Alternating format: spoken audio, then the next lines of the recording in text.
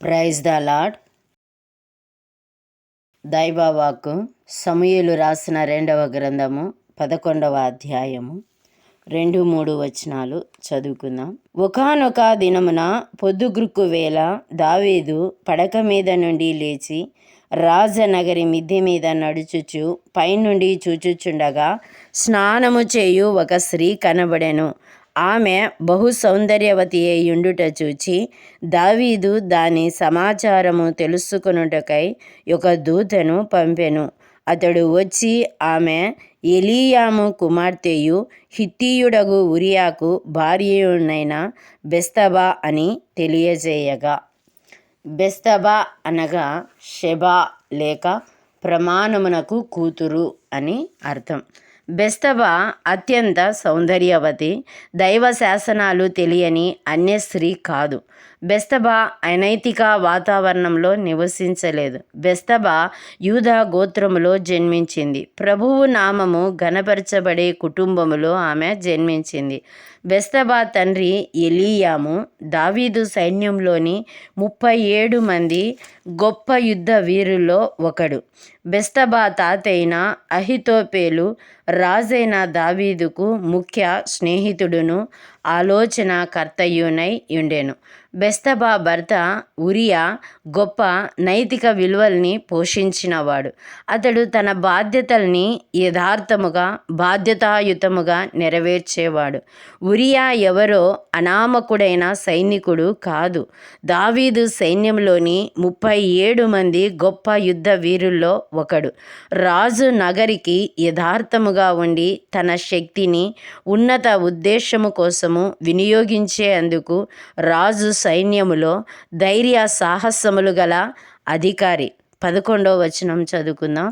ఉరియా మందసమును ఇశ్రాయేలు వారును యూదావారును గుడారములలో నివసించుచుండగను నా అధిపతియగు యోవాబును నా ఏలినవాడగు నీ సేవకులను బయట దండులో నుండగను భోజన పానములు చేయుటకు నా భార్య యొద్ద పరుండుటకును నేను ఇంటికి పోదునా?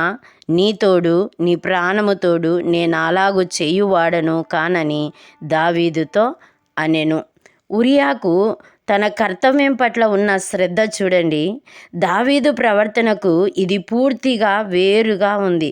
తన సాటి సైనికులు ప్రమాదకరమైన స్థితిలో సుఖానికి దూరమై ఉండగా తాను సుఖపడము ఉరియాకు ఇష్టము లేదు. 13వ వచనం చదువుకుందాం. అంతలో దావీదు అతనికి భోజనమునకు పిలిపించెను. అతడు బాగుగా తిని త్రాగిన తరువాత దావీదు అతన్ని మత్తుగా చేసెను. సాయంత్రమున అతడు బయలువెళ్ళి తన ఇంటికి పోక తన ఏలినవాని సేవకుల మధ్య పడక మీద పండుకొనెను. మద్యపానం వల్ల కలిగే మత్తు ఉరియాలోని బాధ్యతాభావాన్ని, తన సాటి సైనికుల పట్ల ఉన్న సానుభూతిని పలచన చేస్తుందని దావీదు అనుకున్నాడు. కానీ అలా జరగలేదు. లైంగిక కోరికలకు స్వస్తి చెప్పి క్రమశిక్షణాయుతమైన జీవితాన్ని జీవించాడు ఉరియా. ఇంత గొప్ప నైతిక విలువలు కలిగిన వ్యక్తితో సహజీవనము చేస్తున్న బెత్షెబాకు సరైన విధానమేమిదో తెలుసు, కానీ దాని ప్రకారం ఆమె చేయలేదు. అదే ఆమె చేసిన పాపము. సైనికులందరూ యుద్ధంలో ఉంటే రాజు మాత్రము ఉరియా ప్రవర్తనకు, ఆలోచనకు, నిగ్రహ శక్తికి భిన్నంగా సోమరితనములో మత్తులో ఉన్నాడు. 1వ వచనం 11వ అధ్యాయం 1వ వచనం చదువుకుందాం. వసంతకాలమున రాజులు యుద్ధమునకు బయలుదేరు సమయమున దావీదు యోవాబును అతని వారిని ఇశ్రాయేలు వారందరినీ పంపగా వారు అమ్మోనీయులను సంహరించి రబ్బా పట్టణమును ముట్టడి వేసిరి. అయితే దావీదు యెరూషలేమునందు నిలిచెను. అది వసంతకాలం. ఆ రోజు సాయంకాలము దావీదు తన రాజనగరి మిద్దెపై నడుస్తున్నాడు. అమోనీయుల మీద జరుగుతున్న యుద్ధాన్ని ఆటంకపరిచిన వర్షాకాలము గతించింది. సైన్యాధిపతి యోవాబు సైన్యముతో యుద్ధానికి వెళ్ళాడు. దావీదు రాజు యుద్ధానికి వెళ్ళలేదు, ఇంట్లోనే ఉండిపోయినాడు. సోమరితనము అతనికి మంచిది కాదు. ఓ సాయంకాలము నిద్రపట్టక పడక మీద నుండి లేచి మేడ కప్పు మీద నడుస్తున్న దావీదు రాజు బెస్తబా అనే స్త్రీ స్నానం చేస్తూ ఉండడం చూచాడు. పని లేక సోమరిగా బాధ్యతల్ని వదిలిపెట్టిన దావీదు రాజు సాతాను శోధనకు సులభంగా పడిపోయేలా తయారయ్యాడు. యోబు గ్రంథము 31వ అధ్యాయము 1వ వచనం. నేను నా కనులతో నిబంధన చేసుకుంటుని, కన్యకను నేనేలాగు చూచుదును. లైంగిక వాంఛతో ఇతర స్త్రీలను చూడకూడదని యోబు భక్తుడు నిబంధన చేసుకున్నట్లుగా దావీదు రాజు చేసుకోలేదు. లైంగిక వాంఛ లజ్జరహితమైన ఘోర పాపం. ఈ పాపము మనిషి జీవితాన్ని దహించి సర్వనాశనం చేస్తుంది. హవ్వల కళ్ళతో చూచిన దాన్ని పొందాలని వాంఛించాడు దావీదు రాజు. సమూయేలు రాసిన 2వ గ్రంథము 11వ అధ్యాయము 4వ వచనం. దావీదు దూతల చేత ఆమెను పిలువనంపెను. ఆమె అతని యొద్దకు రాగా అతడు ఆమెతో శయనించెను. కలిగిన అపవిత్రత పోగొట్టుకొని ఆమె తన ఇంటికి మరలా వచ్చెను. రాజు దర్బారు నుండి పిలుపు రాగానే సహజంగానే బెస్తబా వెళ్ళింది. ఒక పౌరురాలిగా ఆమె విధేయత చూపింది.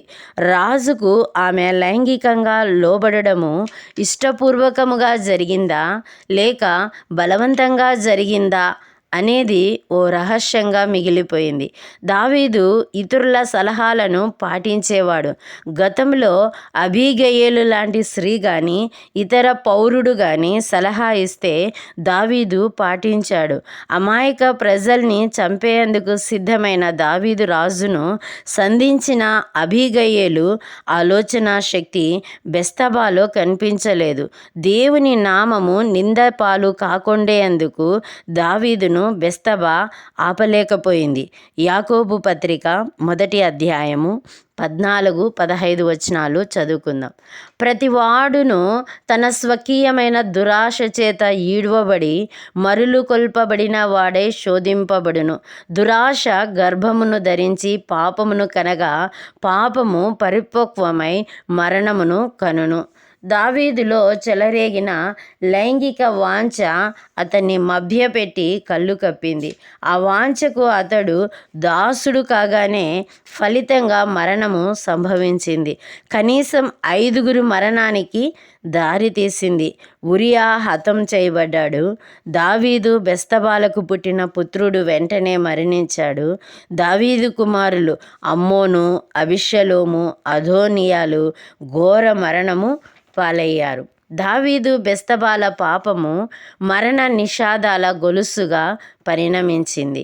సమూయేలు గ్రంథము 2వ గ్రంథము 11వ అధ్యాయము 27వ వచనము చదువుకుందాం.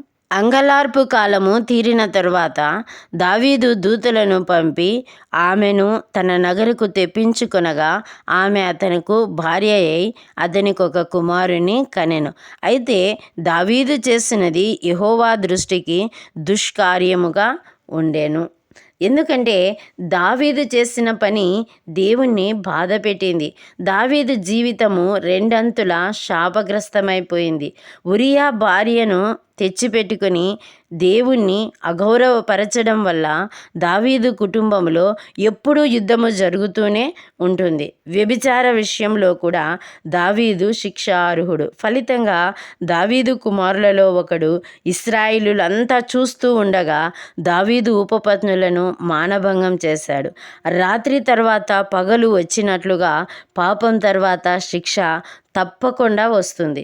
నాతాను ప్రవక్త పేరు చెప్పకుండా దావీదు పాపాన్ని అతన్ని ముందుంచగా నేరస్తుడి మీద దయాదాక్షిణ్యము చూపకుండా మరణశిక్ష విధించాడు. దేవుడు ప్రజల పాపాలను పతనాలను దాచిపెట్టక ఉన్నవి ఉన్నట్లుగా పరిశుద్ధ గ్రంథంలో వ్రాయబడ్డాయి. మనము వాటిని అనుసరించాలని కాదు కానీ వాటికి దూరంగా ఉండాలన్న ఉద్దేశంతోనే వ్రాయబడ్డాయి. ఈనాడు అనేకులు భర్త పిల్లలు ఉండగానే మరొక పురుషునితో వ్యభిచారం చేస్తున్నారు. భార్య ఉండగానే మరొక స్త్రీతో వ్యభిచారం చేస్తున్నారు. దేవుడు ఒక భార్యకు ఒక భర్త, ఒక భర్తకు ఒక భార్య ఉండాలని చెప్తున్నాడు. ఈనాటి పరిస్థితులు నోవాహు లోతు దినాలను జ్ఞాపకము చేస్తున్నాయి. జాగ్రత్తగా మనము ఉండాలి. నాతాను ప్రవక్త దావీదు పాపాన్ని ప్రస్తావించి సంధించగా దావీదు తన పాపాన్ని ఒప్పుకున్నాడు. దేవునికి వ్యతిరేకంగా పాపం చేసినట్లు తెలుసుకొని పశ్చాత్తాపడ్డ దావీదు 51వ సంకీర్తనను రచించినాడు. దావీదు పాపభారము నుండి విముక్తి పొందాడు. మరొకసారి నూతన విధానములో దేవుని సహవాసము, సంతోష సమాధానాలను పొందాడు. పరిశుద్ధ గ్రంథము మానవుల కార్యాలని మాత్రమే వర్ణించడం లేదు, దేవుని గొప్పతనాన్ని, ఆయన అనంత కృపను కూడా తెలియజేస్తుంది. యథార్థమైన పశ్చాత్తాపం ఉంటే ఎంత నీచ పాపాన్నైనా దేవుడు క్షమిస్తాడు.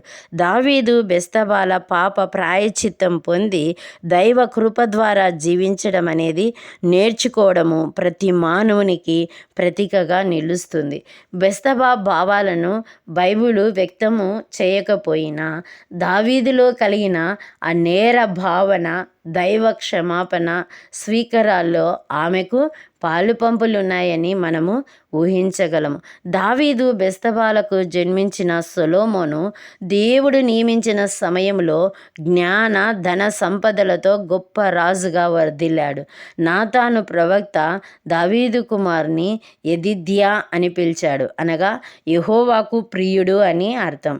జీవితాన్ని వ్యతిరేక దిశలో ప్రారంభించిన బెత్షెబా సొలొమోను రాజ్య వారసుడవడము ద్వారా దైవ కృపను పొందింది. దైవ కృప ద్వారా ఇశ్రాయేలు రాజులలోని మహా గొప్ప రాజుకు భార్య అయింది. జ్ఞాని అయిన సొలొమోనుకు తల్లిగా, లోకరక్షకుడు యేసుక్రీస్తు వంశావళికి మూలకర్తగా ఆమె ప్రత్యక్షమవుతుంది. దేవుడి కొద్దిపాటి వాక్యము దీవించును గాక. దేవునికి స్తోత్రం కలుగును గాక. ఆమేన్.